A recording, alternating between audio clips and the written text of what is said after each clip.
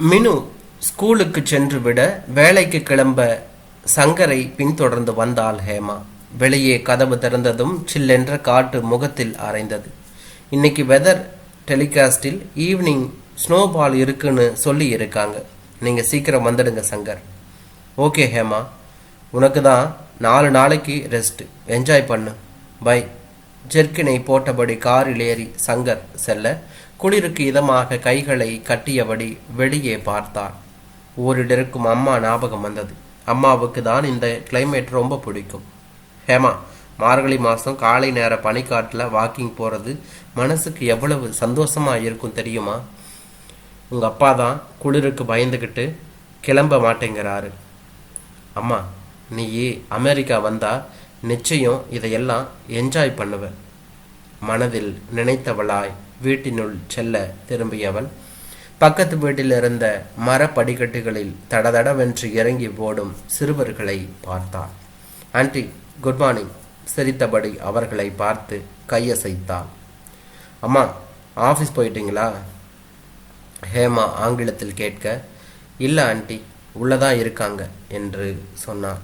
கதவை பூட்டினார். ஹெலனாவை சந்தித்து 1 வாரம் இருக்கும், போய் பார்த்துவிட்டு வரலாம் என்று மனதிற்குள் சொல்லி கொண்டாள் அவள். ஹெலனாவும் பிரபுவும் காதலித்து திருமணம் செய்தவர்கள்.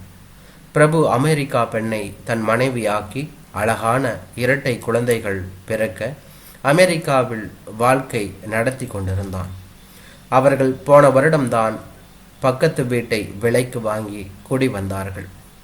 ஹெலனா நட்பு முறையில் ஹேமாவுடன் நல்ல விதமாக பழகினார்.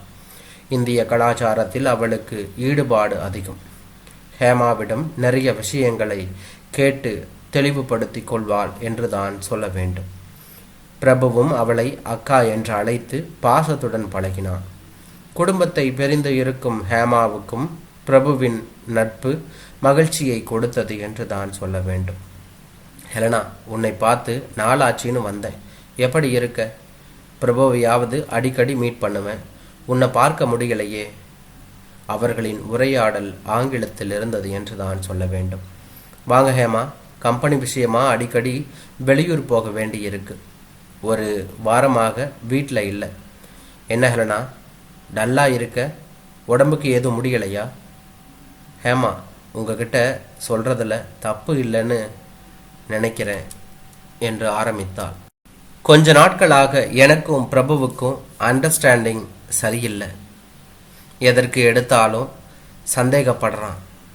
என்னுடைய ஒவ்வொரு நடவடிக்கைகளையும் தப்பான கண்ணோட்டத்தில் பார்க்குறான். ஏன் அவன் இப்படி மாறி போனான்னு தெரியலை. மார்க்கெட்டிங் துறையில் இருக்கிறதால வேலை விஷயமா அடிக்கடி வெளியே தங்க வேண்டிய சூழ்நிலை. போன முறை என் ஆஃபீஸ் ஃப்ரெண்டு ஜோக்கின்ஸோட 2 நாள் வர்ஜீனியா போயிருந்தேன். அதற்கு பிறகுதான் பிரபுவிடம் பல மாற்றங்கள். நான் அமெரிக்கா பெண்ணாக இருந்தாலும் இந்திய கலாச்சாரம், பண்பாடு இதிலெல்லாம் ஈடுபாடு ஏற்பட்டு தான் பிரபுவை மணந்தேன். கணவன் மனைவி தாம்பத்தியம் எவ்வளவு புனிதமானதுன்னு இந்திய தம்பதிகளை பார்த்து தான் தெரிஞ்சு கொண்டேன். கணவன் மனைவி இருவரும் அவரவர் நிறை குறைகளோடு ஒருவரை ஒருவர் ஏற்று விற்று கொடுத்து குழந்தைகளுடன் நிறைவாக வாழ்க்கை நடத்துவது போற்றப்பட வேண்டியது. அந்த இந்திய வம்சாவளியைச் சேர்ந்த பிரபு எனக்கு கணவராக கிடைத்தது என்னுடைய பாக்கியம். அதே போல நானும் ஒரு நல்ல மனைவியா கடைசி வர பிரபுவுடன் வாழ வேண்டும் என்று தான் நினைத்தேன். ஆனால் பிரபு 2 பேரும் பிரிஞ்சிடுவோம்னு சொல்றான். அதிர்ந்து போய் அவளை பார்த்தால் ஹேமா என்று தான் சொல்ல வேண்டும். ஒரு முறை பிரபுவிடம், பிரபு, உன்னோட கல்யாணத்துக்கு உன் பெற்றோரோட ஒப்புதல் கிடைத்ததா? இந்தியாவில் இருக்கிறவங்க இதை ஒத்துக்கிட்டாங்களா என்று கேட்டாள் ஹேமா. புன்சிரிப்புடன் அவளை பார்த்தான் பிரபு. இல்லைக்கா, போராடி தான் சம்மதம் வாங்கினேன். ஹெலனா ரொம்ப நல்லவ. நம்ம இந்திய பண்பாட்டில் உண்மையான ஈடுபாடு உள்ளவ. முக்கியமாக என் மனசுக்கு பிடிச்சிருக்கு. எல்லா விஷயங்களிலும் 2 பேரும் ஒத்து போகிறோம். என்னுடைய வாழ்க்கை அவளோடு இணைந்ததால் நான் சந்தோஷமாக இருக்கேங்கிறத எடுத்து சொன்னேன். அம்மாவுக்கு சம்மதமல்ல. அப்பா தான் என் மனசை புரிஞ்சுக்கிட்டு சம்மதிக்க வச்சார். பாசத்தையும் பிரியத்தையும் கொட்டி வளர்த்தோம். நம்ம பிள்ளை இப்படி தொலை தூரத்தில் இருக்கான்.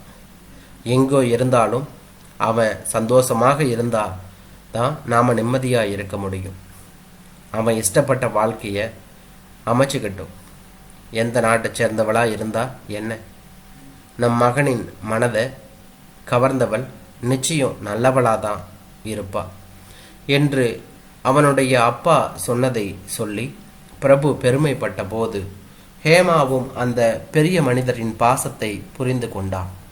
அந்த அளவு ஹெலனாவை விரும்பி வேண்டி திருமணம் செய்தவன் பிரியலாம் என்று சொல்வதை அவளால் ஜீரணிக்கவே முடியவில்லை என்றுதான் சொல்ல வேண்டும். இரவு சங்கரிடம் சொன்னான், என்ன செய்யறது? பிரபு நல்ல பையன், இருந்தாலும் அவர்களுக்குள்ள சுமூகமான உறவு இல்லைன்னா பிரியறது தானே நல்லது. அவங்க வாழ்க்கையை அவங்க தான் தீர்மானிக்கணும். கேள்விப்பட்டதும் எனக்கும் கஷ்டமாக தான் இருக்கு. அந்த பிள்ளைங்க ரெண்டும் பாவங்க. இவங்க விவாகரத்தை வாங்கிட்டா அவங்களோட நிலை அம்மா கிட்ட இருக்கும்படி இருக்கும். சனி ஞாயிறு அப்பா கிட்ட இருக்கலான்னு ஜட்ஜ்மெண்ட் கிடைச்சாலும் கிடைக்கும். என்ன செய்யறது? அது அவங்க தலையெழுத்து. மனசுக்கு கஷ்டமாக இருக்குங்க என்று சொன்னார். இது இந்தியா கிடையாது ஹேமா. நீ வாழ்றது அமெரிக்காவில். இங்கே இதெல்லாம் சகஜம். விட்டு கொடுக்குற மனப்பான்மை குறைவு. தங்களோட சுய கௌரவம் சுதந்திரங்கிற முறையில் தான் யோசிப்பாங்க. இருந்தாலும் பிரபு இந்திய பிரஜை தானே, பாரம்பரியமிக்க குடும்பத்தில் பிறந்தவன். இந்த முடிவுக்கு வரலாமா? ஹெலனாவுக்கு பிரபுவை பிரிவதில் விருப்பம் இல்லை. அவருடன் வாழ தான் ஆசைப்படுகிறான். பார்ப்போம் ஹேமா, கடவுள் தான் அவன் மனசில் மாற்றத்தை கொண்டு வரணும் என்று என் கணவர் சொன்னார். அந்த வருட விடுமுறை 4 நாட்கள் இருந்ததால் லீவு போட்டு ரிலாக்ஸாக இருந்தவள் வேலைக்கு கிளம்பினாள். ஹேமா, உனக்கு விஷயம் தெரியுமா? ஹெலனா குழந்தைகளோடு நியூயார்க்கில் இருக்கும் அவங்க அம்மா வீட்டுக்கு போயிட்டாலாம். பிரபு சொன்னார். டிவோர்ஸ் அப்ளை பண்ண போகிறாங்க போல இருக்கு. பிரபு, இன்னைக்கு எங்கள் கல்யாண நாள். நைட்டு டின்னருக்கு வீட்டுக்கு வர்றியா என்று கேட்டாள். அவளை கை குலுக்கி வாழ்த்தியவன், அவசியம் வர்றேங்கா. செல்ஃப் குக்கிங் போர் அடிக்குது. கேசரி, இட்லி, பொங்கல், பணியாரம் என்று நிறைய ஐட்டங்கள் செய்திருந்தாள். மினுவுக்கு சாப்பாடு கொடுத்து படுக்க சொல்லிவிட்டு அவர்களுடன் உட்கார்ந்து ஹேமாவும் சாப்பிட ஆரம்பித்தாள். அப்புறம் சொல்லு பிரபு, ஊரில் அப்பா அம்மா நல்லா இருக்காங்களா? நான் பேசி 1 மாதமாச்சு. மனசு சரியில்லை. சில விஷயங்களை எப்படி அவங்களுக்கு புரிய வைக்கிறதுன்னு தெரியலை. குழப்பமாக இருக்கு. அதான் தள்ளி போட்டுட்டு இருக்க என்று சொன்னான் பிரபு. பிரபு, உன் பர்சனல் விஷயத்தில் தலையிடுறதா நினைக்காத. ஹெலனா ரொம்ப நல்ல பொண்ணு. அவள் உன்னை கல்யாணம் செய்ததே நம்ம இந்திய கலாச்சாரம் பண்பாட்டின் மீது கொண்ட காதலால் தான். அவள் உன் மேலே எவ்வளவு அன்பு பாசம் வச்சிருக்கா தெரியுமா உனக்கு? முதல்ல நம்பிக்கை வைக்கணும் பிரபு. உனக்காக வாழணும்னு நினைக்கிற உன் மனைவி உன்னை ஏமாற்ற மாட்டான்னு நீ மனப்பூர்வமாக நம்பணும். எனக்கு என்னமோ ஹெலனா தப்பானவளாக தெரியல பிரபு என்று சொன்னார். சிறிது நேரம் மௌனமாக இருந்தவன், நானும் அவளை பரிபூர்ணமாக தான் நம்பினேன். கல்யாணமான புதிதிலிருந்து ஈடுபாடு அவகிட்ட இப்போ இல்லை. என்ன இருந்தாலும் அமெரிக்கா பெண் தாங்கிறத அவ நடவடிக்கைகளில் காட்டிட்டா. நான் தான் அவளை நம்பி ஏமாந்துட்டேன் என்று பிரபுவும் சொன்னான். உன்னை யோசிச்சு பாரு பிரபு. அவ உன் மனைவி மட்டுமல்ல, 2 குழந்தைகளுக்கு தாய். தாய்மை உணர்வு மகத்தானது. அது நிச்சயம் அவளை தப்பு செய்ய தூண்டாது என்று சொன்னான். குழந்தைகளுக்காகவாவது உன்னோடு கடைசி வர வாழணும்னு பிரியப்படுறா. அவளோட வேலை விஷயமாக வெளியூரில் தங்குறத நீ தப்பான கண்ணோட்டத்தில் பார்க்குற. நான் ஹெலனா கிட்ட பேசினேன். அவகிட்ட எந்த தப்பும் இருக்கிறதா எனக்கு தெரியலை. நீங்கள் 2 பேரும் மனசுக்கு பிடிக்காம ஈஸியாக டிவோர்ஸ் வாங்கி பிரிஞ்சிடலாம். நீயும் உனக்கான இன்னொரு துணையை தேடிப்ப. ஹெலனாவும் கொஞ்ச நாள் மனசு வருத்தப்பட்டு பிறகு அவளும் நிச்சயம் இன்னொரு கல்யாணம் பண்ணிப்பா. உன் பிள்ளைங்களோட நிலையை யோசிச்சு பார்த்தியா பிரபு? உன் பிள்ளைங்களுக்கு நீ உயிரோடு இருக்கும்போதே இன்னொருத்தரை அப்பான்னு கூப்பிடுற நிலை வரலாமா? கடல் கடந்து இருக்கிற உன் அப்பா எங்கே இருந்தாலும் தான் பிள்ளை சந்தோஷமாக வாழணும்னு வயசான பிறகும் அன்பையும் பாசத்தையும் தேக்கி வச்சு மனசில் நினச்சி வாழ்கிறாரே, அந்த தந்தையோட அன்பும் பாசமும் தானே உன் மனசுலையும் உன் பிள்ளைங்க கிட்ட இருக்கணும். நம்ம உடம்புல ஓடுறது இந்திய ரத்தம். உன் பிள்ளைங்களை நினச்சி பாரு. அழகான அந்த குழந்தைகளின் வாழ்க்கையை சிதைச்சிடாதீங்க. நீங்கள் 2 பேரும் மனசை விட்டு பேசுங்க. ஹெலனா உனக்கானவள்.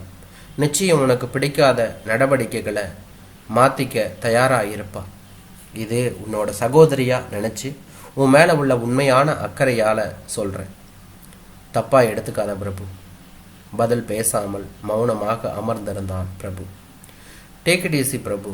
ஏதோ ஹேமா உன் குடும்பத்தின மேலே வச்சிருக்கிற அக்கறையில் பேசுகிறா. இதை நீ பெருசாக எடுத்துக்க வேண்டாம். இது உன்னோட வாழ்க்கை.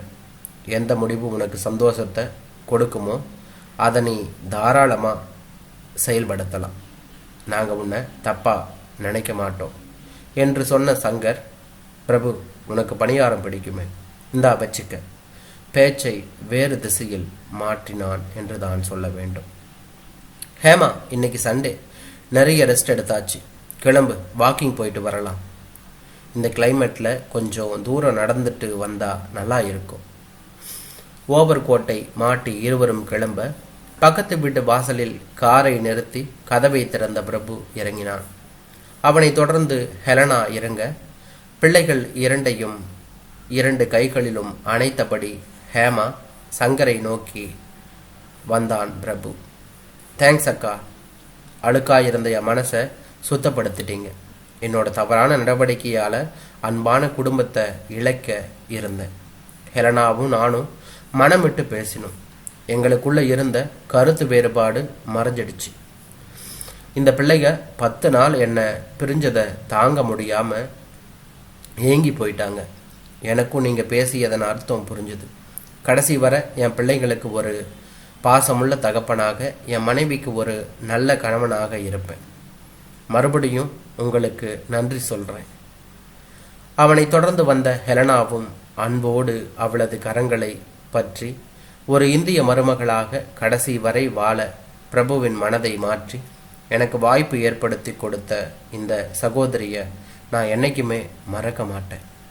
கண்களில் சந்தோஷம் மின்ன ஹெலனா பேச, அருகில் நிற்கும் கணவனை பெருமிதம் பொங்க பார்த்தாள் ஹேமா என்றார்.